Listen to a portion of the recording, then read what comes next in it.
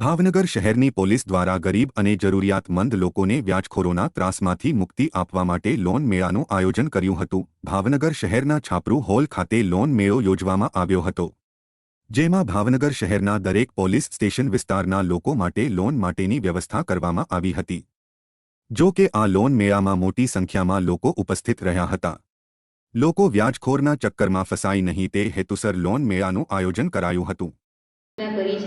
तो ए कार्यक्रम में आप सर्वનું खूब खूब स्वागत करूँ छूँ। Thank you very much. બેંકના કર્મચારીઓનો પણ ખૂબ ખૂબ આભાર કે એ લોકો અહીંયા પહોંચવું છે જે જેમના પરિવારને અંદર રાખવા વધારીશું આ સ્વાગતને આ અભિવાદનને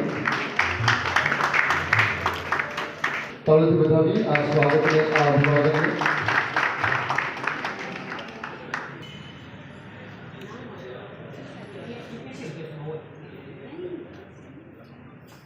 ફસાવો એ ચક્રમાં ન ફસાવો, એમાંથી બહાર નીકળતા તમારું જીવન આમનું પસાર ન થાય, એવું ન થાય તેના તમામ પ્રયાસો કરી અને આ